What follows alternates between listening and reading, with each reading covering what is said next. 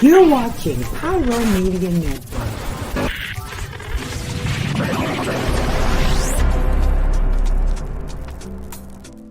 I could be running around chasing you, but I won't. Cause I got better things to do.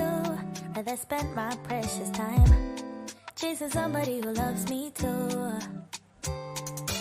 If I got $1 for every time you slam the door, I would be the richest girl alive, life. If you hadn't run away every time I asked you stay, you would sleep right next to me tonight. But you didn't know me, all you wanted was a game you played. You couldn't handle, but I had my ways. I found your mind. Thank you for tuning in. If this is your first time joining us, welcome. We hope your experience is fruitful. Please feel free to visit our website to find out how you can join our growing family. While we are loading your experience, please do us a quick favor and hit that like button from whichever platform you're watching or listening on. Also, share so others may enjoy as well. And we hope you would consider hitting that subscribe or follow button so you can check out more of our amazing content. All right, let's start the show.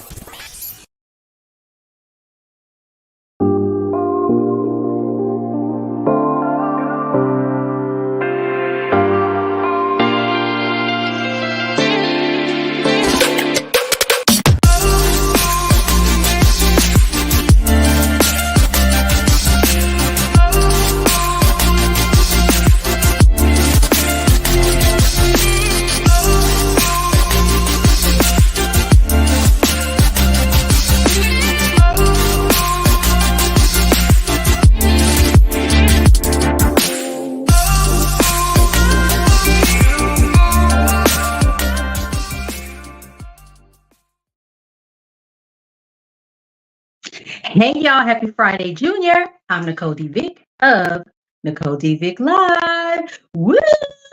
So happy to have y'all here. We got a great episode. So I have been talking about mental health this month, specifically Black women's health. But we're going to have a special guest tonight that's going to really help talk about resources, some of the stigma, the trauma, some of the issues around accessing mental health services in our communities. And I feel like we have a hard time. And when I say we, I'm talking about Black folk because I'm Black. I can't speak to nobody else's experience but my own. We have a hard time because there's certain things, I think, culturally, historically, that we're still dealing with that kind of cause us to have a little bit of a harder time accessing services. Not to mention the fact that also in some instances in our communities, there are not that many services in the first place, right? So we're going to talk about that. But before we do, your homegirl graduated last week. I graduated. I walked across the stage, shook the dean's hand, all of that good stuff. My daughter was there, my brother, his wife.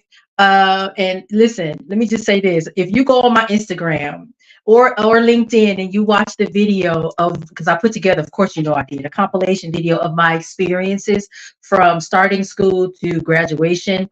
I'm just going to say my child is the best hype woman you will ever meet in your life because all you could hear was her yelling.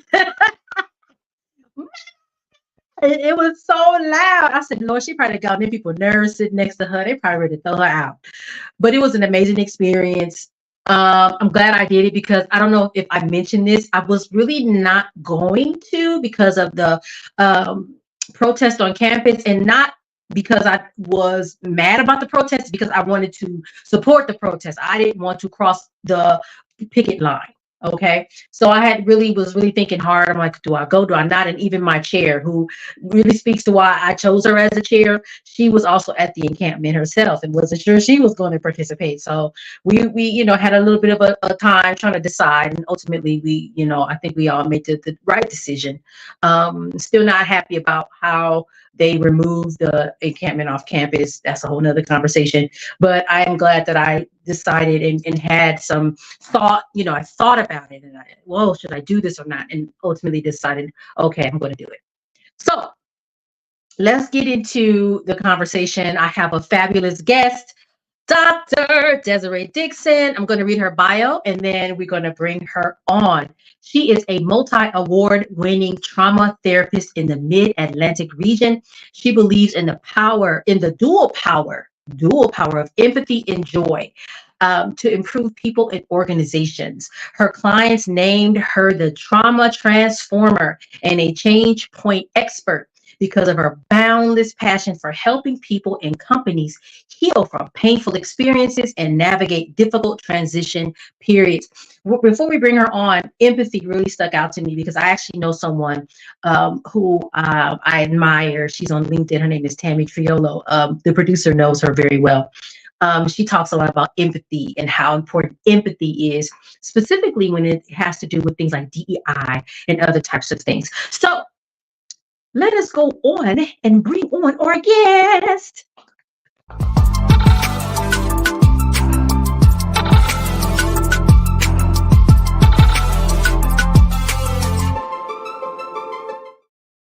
Yay! Hey, Trauma Transformer. Hey! Hello. How are you today? Woo! Doing well. That was man, it has been a whirlwind. And it was just had to release it. Yeah. So you and I have been through a thing. So last week we walked across the stage, and let me ask you this, because people ask this for birthdays, like, do you feel different that now that you're a year older? Do you feel different now that you are Dr. Desyree Dixon? Do you feel different in your spirit? Do you feel it? Absolutely. I didn't expect to. I thought, all right, this graduation, this process was really for the family, right? For them to come and celebrate all the hard work. We put all the hard work, all the problems of practice and all the iterations and edits, honey. So I thought that was the part that process was for me. That's the part that I enjoyed, all of it, the ups and the downs of all of it. But I did not expect to cross that stage. And as I did and shook the dean's hand and came down the stairs, tears welled up my eyes like, wow, thinking of all the family, thinking of all the folks that have transitioned, that didn't make it, that I would have loved to have been there, all of that. Thinking about my topic and how that impacts them, my family, other families. So yeah, it just hit me all at once. And it was definitely overwhelming. And coming out on the other side, yeah, I'm like, okay, all right. I did a thing, as you said. Listen. Remember now, if you remember, so for the benefit of y'all in the audience, Desiree was behind me in line. So we walked in and she was literally right behind me. And right before we walked in there, I said something like, listen, and from this point on, can't nobody tell me nothing about me. And what did you say in response to that? They never could. Did you remember? And I think that's an important thing. I think that's an important distinction, because I think for a lot of people, maybe that have not gone through this process, I think they may think that the school makes us. And I have said this before, and I feel like I've said it to somebody else. I said, no, I make that school. It ain't the other way around. And it's like, we've always been it, right? This is just a little, stamp of something, but it's like, it's not that thing makes you the thing. You are already that. That's right. And this just enhances, right? Because it definitely does change you, and makes you a different person. So I'm glad we were in line together, because that's what prompted me. I said, hold on, I'll be trying to find guests for my show, baby. All the experts is in line behind, right here in front of me, behind me, to the side of me. Let me call the people. Well, I am excited to be here. Thank you for having me. Yes. Now, before we get into the nitty gritty, I want to ask you, because this has been, like, to me, a current event that has been coming up. It was two things that came up, but I'm just going to talk about one, because this other one to me is, oh Lord. the girl, and I think it's been at least 2 of them, gave birth hours before defending their dissertation. And I will say, I don't know if the producer has the photo available, but there's at least one, and I might be 2 women that gave birth hours before defending.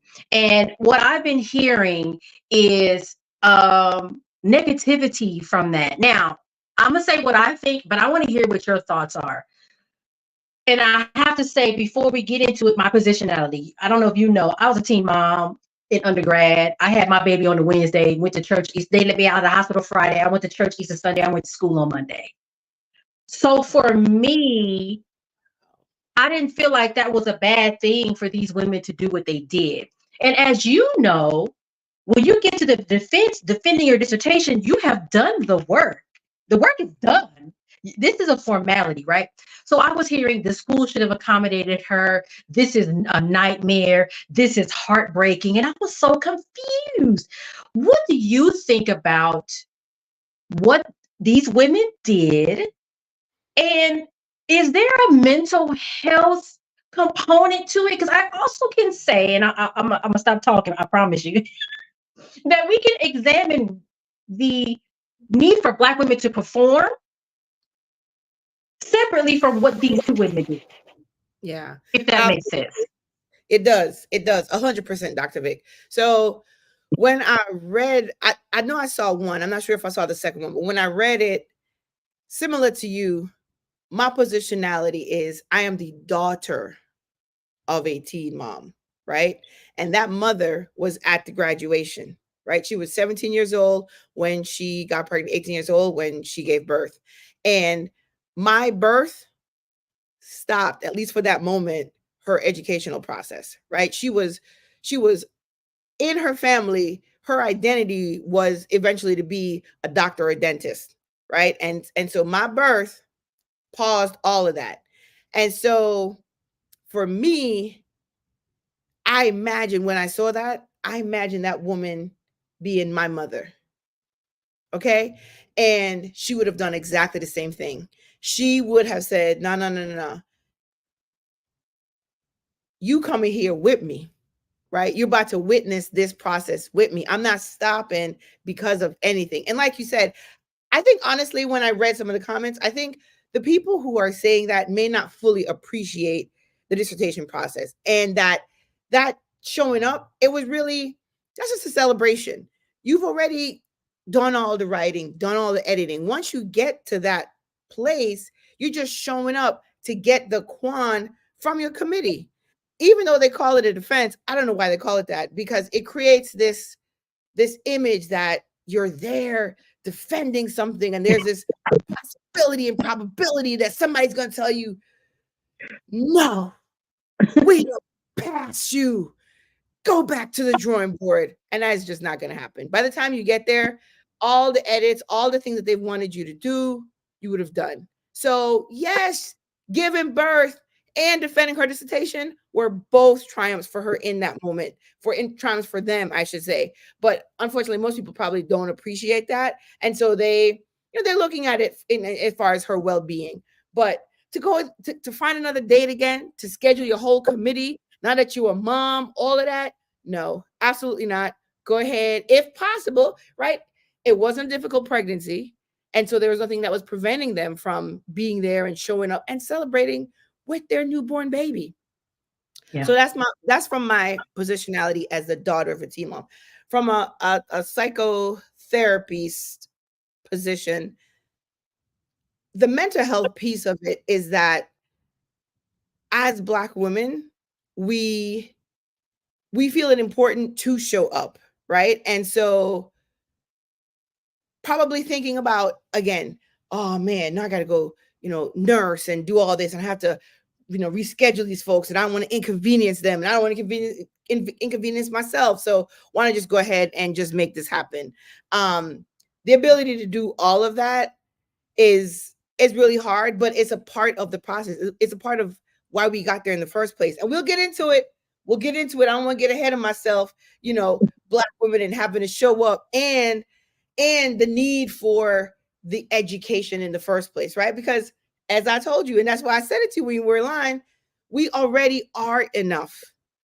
But because of a thing called identity-based trauma, and we'll talk more about it, it's what my dissertation was about, we're constantly feeling like we're not enough, right? That magic word that's out there that I cannot stand, imposter syndrome. Because of that imposter syndrome, we need to show up and defend and prove at all times. So maybe, I don't know either of these women, so I can't speak specifically to them, but maybe in the back of their mind, they're like, you know what? I don't want to look unprofessional, right? I had the baby. We're good. Baby's good. I'm good. Let me just show up. I don't want to let them think that this thing here is going to stop me from showing up and do what I'm supposed to do, right? Yep. That's a whole other conversation, but I won't get ahead of myself. But yeah, from those two standpoints, definitely I can see all of that happening for both of them. Yeah. And see, your comments have already told me these questions that I wrote, baby, we ain't going through none of these. We might touch on them, but I'm like, because we got some things to talk about. We're going to go to commercial though, because I want to hear about this identity-based trauma. I'm like, wait a minute, what is that? Is that me? Watch what you said. I'm gonna be like, wait. But I want to go to break first, and then we got to come back because you got to tell us about your research and everything else. So we'll see you in a couple minutes. Let's go a break.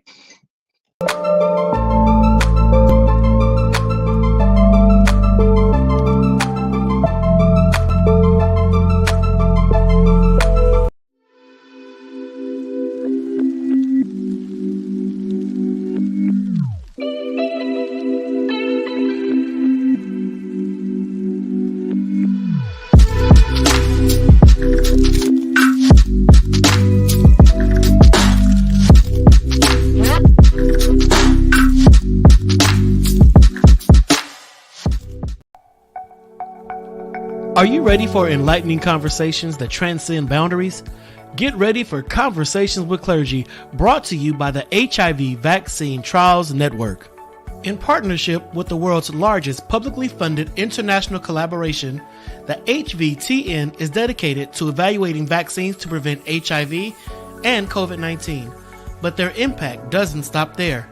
The HVTN is at the forefront of advancing vaccinology, social and behavioral sciences, statistics, immunology, and even contributing to the research on tuberculosis and COVID-19 vaccines. By supporting Conversations with Clergy, the HVTN not only brings you thought-provoking discussions, but also contributes to the global effort to combat infectious diseases. Tune in, stay informed, and be a part of the change. Conversations with Clergy, supported by the HVTN, empowering conversations, empowering lives. Join us in this journey of knowledge, understanding, and progress. Conversations with Clergy, proudly brought to you by the HIV Vaccine Trials Network, because together we can make a difference.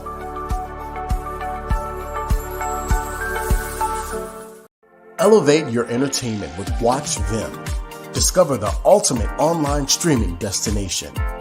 Get an auto-renewing monthly subscription for unlimited content on all devices.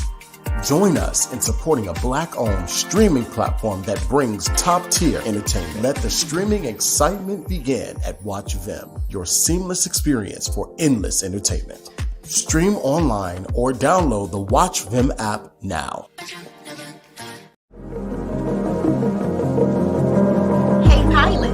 Did you know that you can now catch the electrifying sounds of Bulletin Flight Radio anywhere you go? Yes, you heard it right. Tune in to the high-flying beats and soaring melodies by downloading the TuneIn app on your mobile device. Just search for Bulletin Flight Radio and hit play. It's that easy. And if you have a smart device like Alexa or Google, just say, "Hey Google," or "Alexa, play Bulletin Flight Radio on TuneIn." Experience the rush of adrenaline wherever you are. Listen to Bulletin Flight Radio on TuneIn using your Alexa or Google devices. Soaring through the skies has never sounded this good. Don't miss out on the ultimate musical journey. Tune in now to Bulletin Flight Radio on TuneIn and let the music take you on an unforgettable ride. Get ready to elevate your listening experience. Brought to you by Bulletin Flight Radio.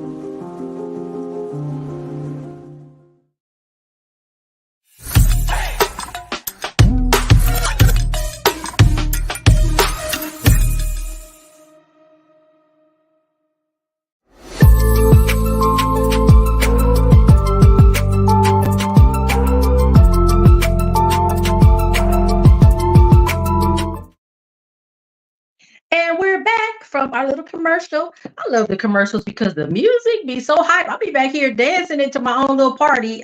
That's another story for another day. But anyway, two things. I also do not like the term imposter syndrome because I feel like for us, we know who we are. We know what we have. We know what we can do. We have been made to feel like imposters. They gaslight us at work, everywhere else. And then you start doubting yourself, and that's where the problem comes in. But it's like, no, I know what I'm doing. And then they just kind of do this gaslighting thing to us. So I don't like it either. But let's talk about your dissertation because now I'm real curious. I need to hear what's going on with that. So I was reading your title and I said, of course, great minds think alike, because we weren't in any study groups together. We didn't talk about the title at any time. And your title, Beyond Resilience, right? Let's move beyond that in addressing the issue. Well, your friend here, the title of my dissertation is Beyond Competence, right? Gaining an understanding of mental health, the self-efficacy of mental health practitioners in assessing identity-based trauma. Okay.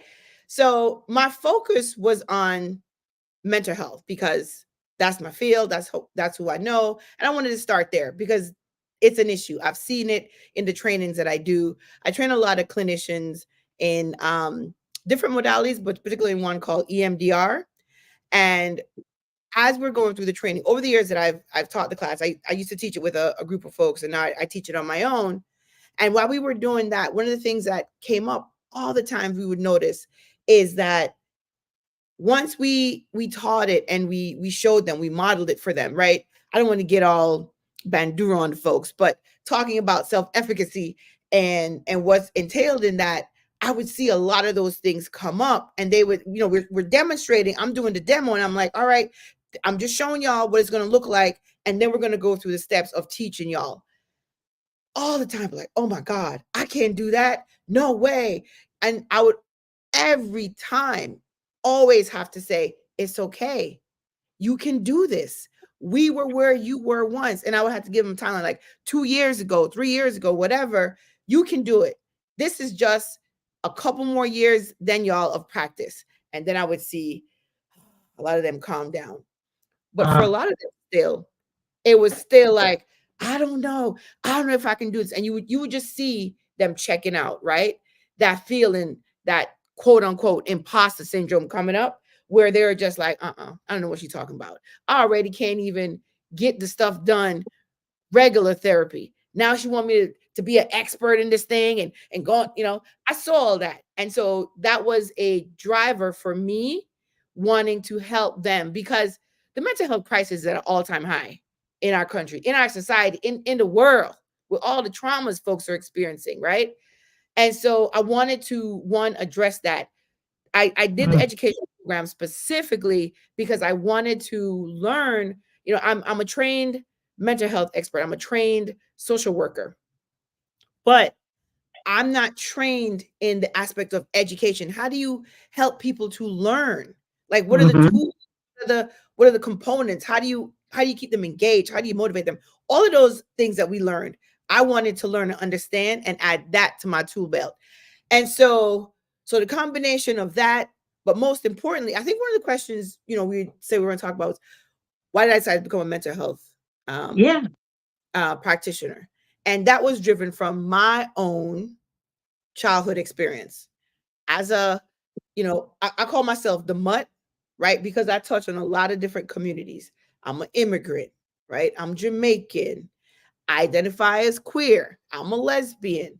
I'm a Black woman, right? And I'm a full-figured woman. And so all of those things, that's right, girl.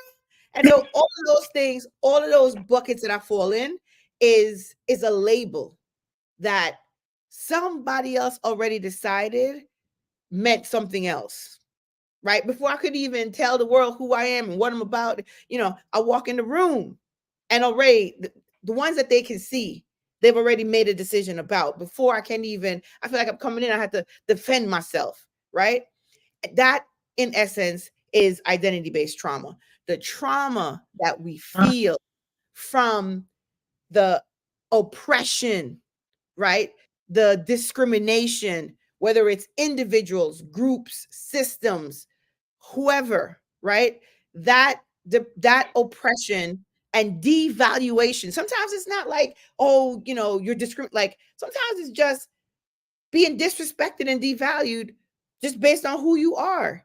That experience based on your identity, whether that identity is a social identity, any of the ones I described, race, gender, sexual orientation, culture, all of that, even your ability, right?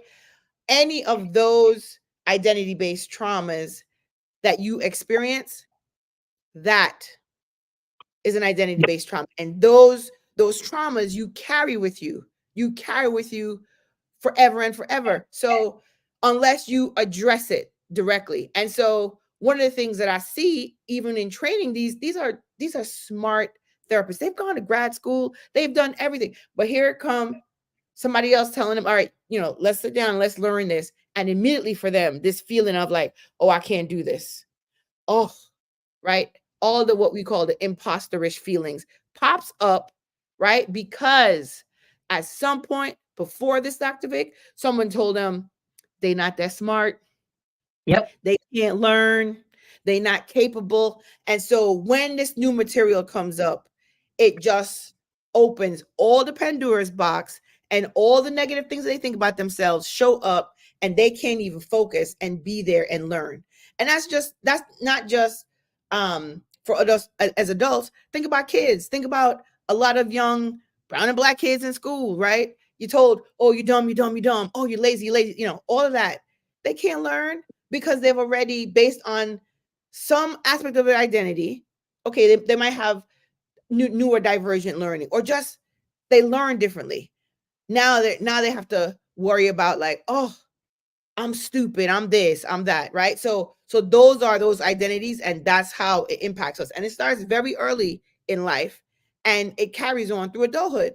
And for us, the statistic says, however many of us there are, we are the most educated of any Black women. And so when you think about identity-based trauma, that's not a coincidence.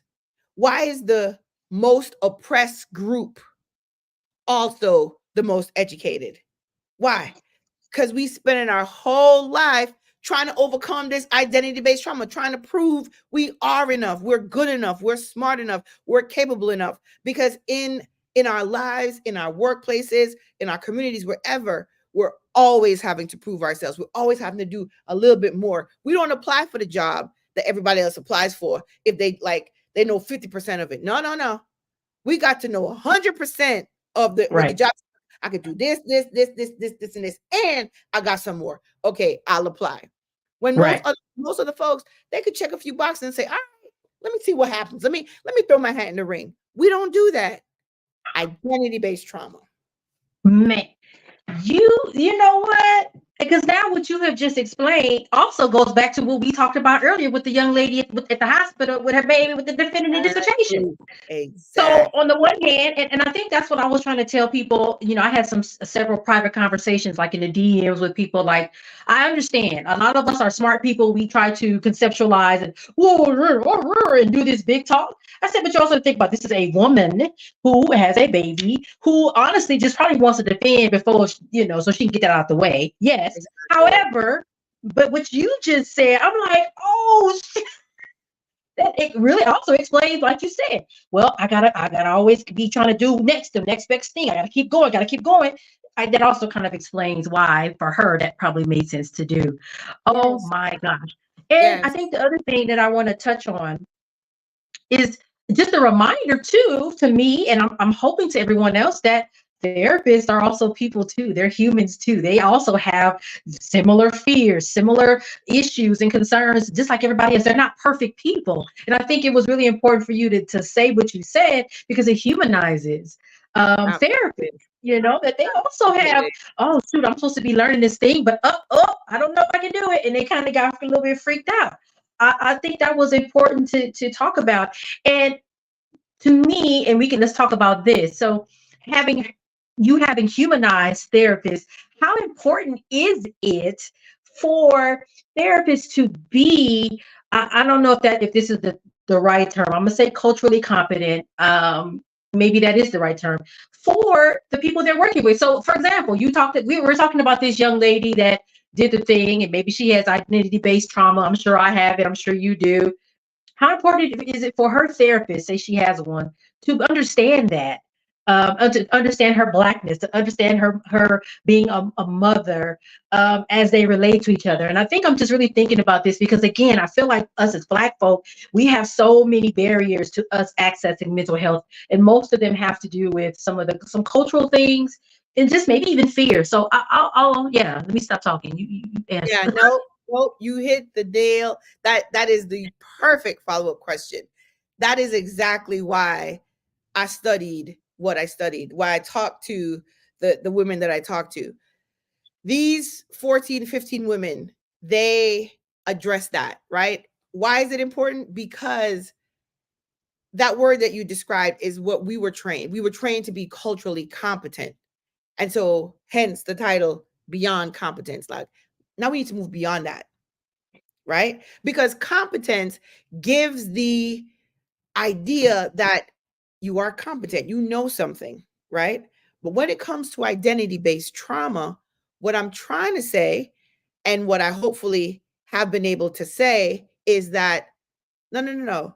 It's more than that. Because my identity, right, as your client, so you're the therapist, Dr. Vick, you're the therapist, and I come to see you and I'm talking about, it's like, man, I'm stressed. Oh my gosh, I'm about to give birth, and my defense date is coming up, and Lord have mercy if the two coincide. What do you think I should do? Right?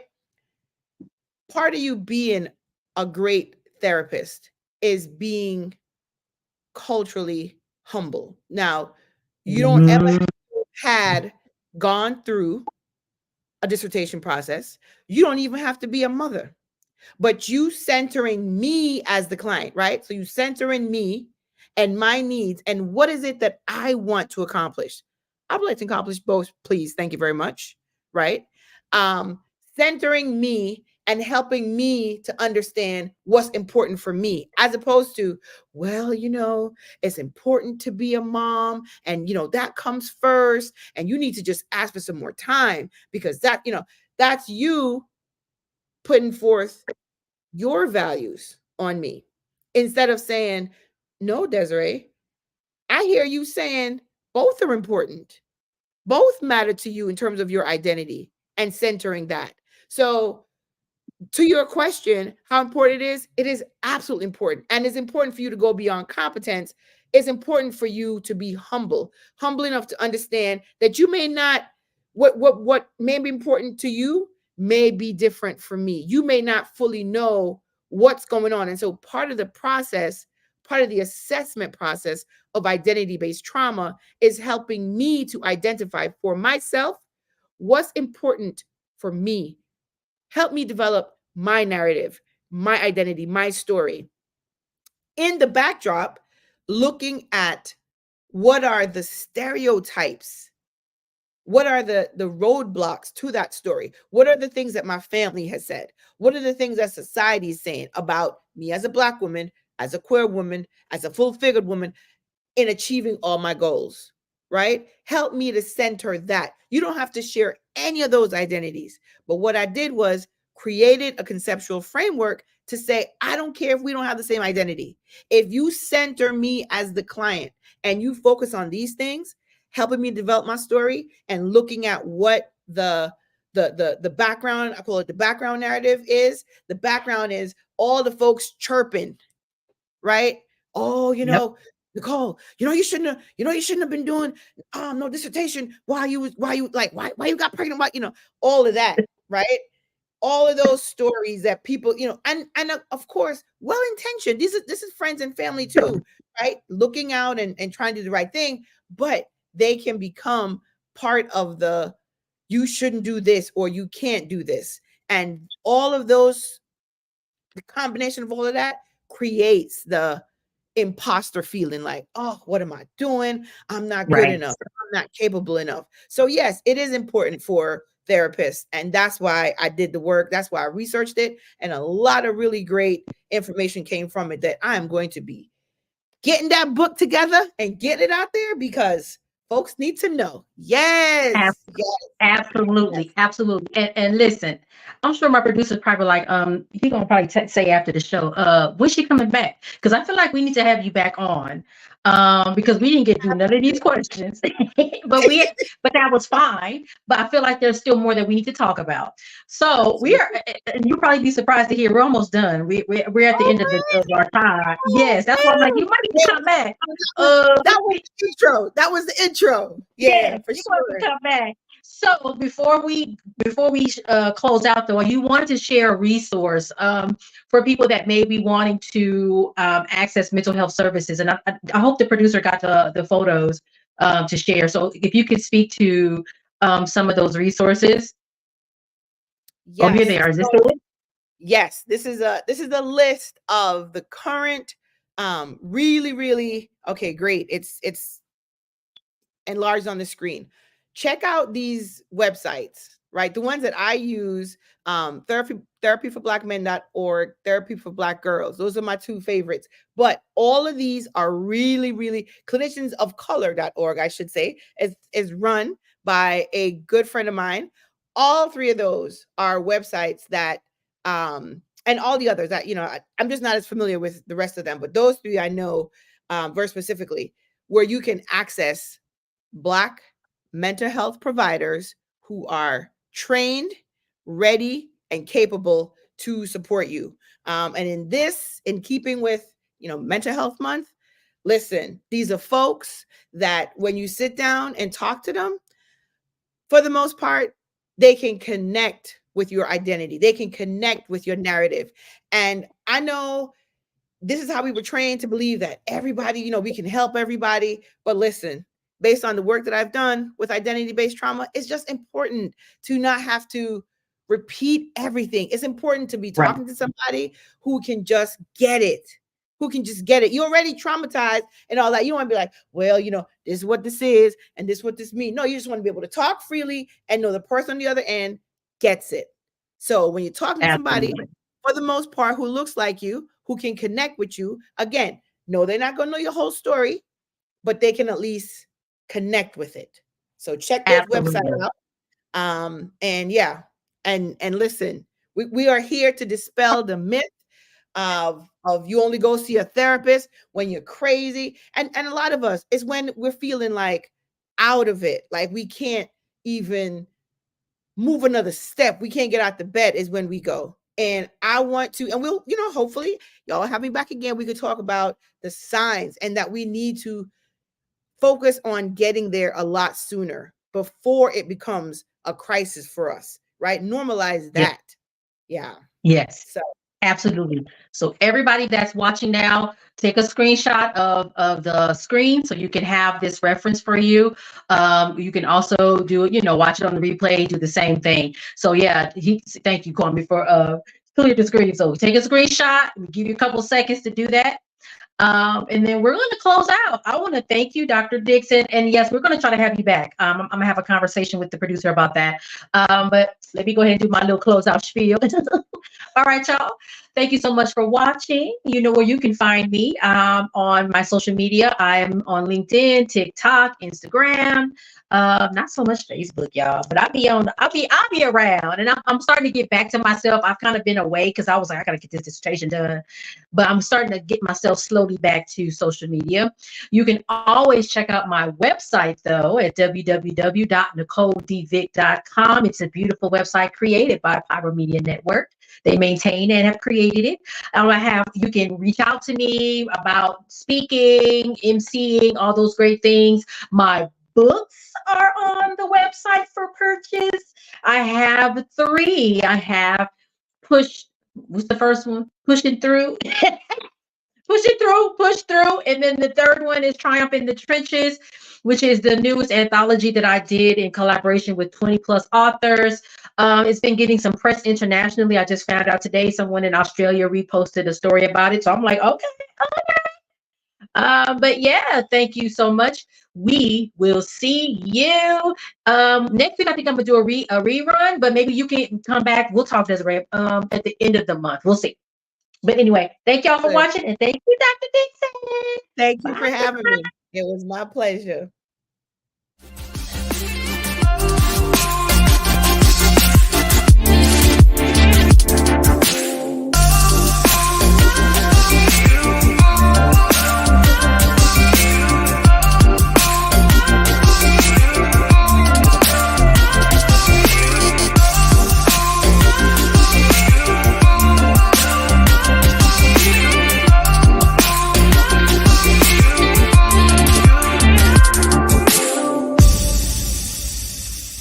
Thank you for watching Pyro Media Network. For more information, please visit pyromedianetwork.com.